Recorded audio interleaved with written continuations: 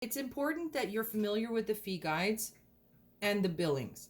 Insurance companies don't always pay for every treatment, so it's important you're able to explain to the patient why we did the treatment so that everybody's on the same page. Once we enter all the codes, make sure you're on the billing, because sometimes if you've selected it not through the billing channel, it'll go into the estimate channel. So just make sure you have the billing on. We select next. That'll bring us to this insurance portion. We're going to verify that this is the insurance company that they want us to send it to. Next. This brings us now to the claims form. So we're just going to make sure that this is the treatment that we're going to be submitting. If you have any unclaimed treatments in the last month or so, or within the last 365 days with some insurance companies, you may be able to submit it at the same time. You can select this to include any previously unclaimed treatments. We are going to unselect this print receipt invoice statement because it's just an extra page that we don't need. Once we apply the payment, then we can print the receipt. Right now, it's just wasting paper. So let's claim the treatments now. This will bring us to the insurance portal. The claims we're going to be sending it to is the first insurance or the only insurance that this person had. But if they had two insurances, it would show up as a secondary insurance option here to print. You have the option to print the claim form, transmit, or do not process at all. Some insurance companies do not allow for electronic submission. They want the member to sign it and they want you to mail it in. If that's the case, you would select print. That would give you the standard claim form. Sometimes in some offices, they do request 2 copies be kept on file. One they mail out and one they keep in the case they get lost in transmission. That's where you can select this print duplicate claim form. Otherwise, we would just transmit to the insurance company. Make sure that it's payable to either the office, if your office is assignable, or the patient.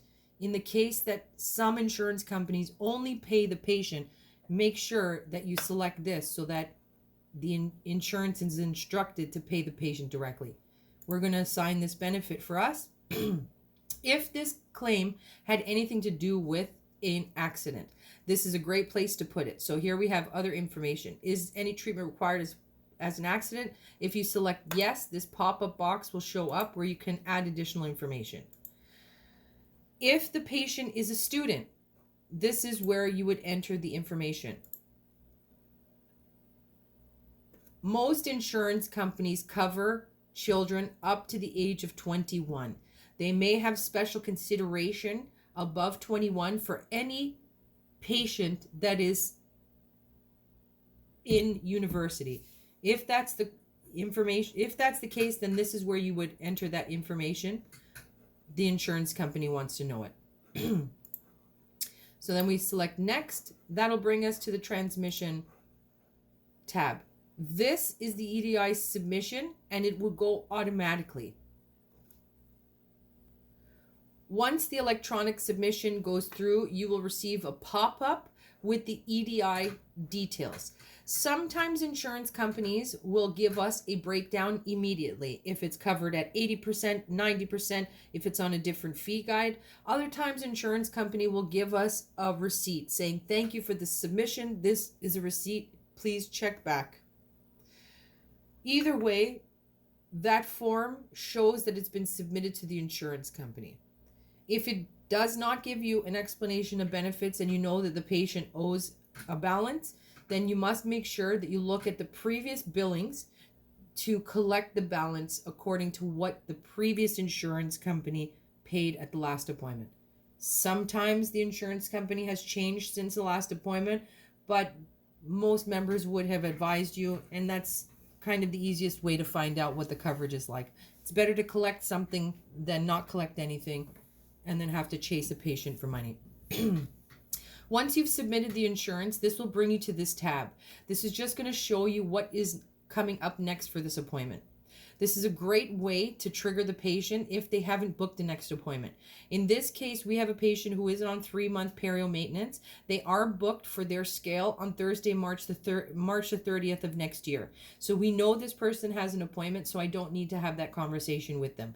If this didn't show up, this would be the perfect opportunity to explain to our test patient that they are going to be due for the next perio appointment, and I can schedule the appointment straight from this window. If I open the appointment book, this will open this scheduler if you don't already have it, and under the calendar you will see that there are these jump tabs. So you can jump a number of days, months, years, weeks, whatever your patient needs. So if we were going to go 3 months, we would bump this by 3 months and it would bring us into March. Which brings us, oh, excuse me.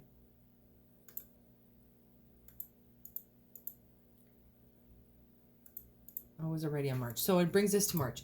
So that's the patient's next appointment.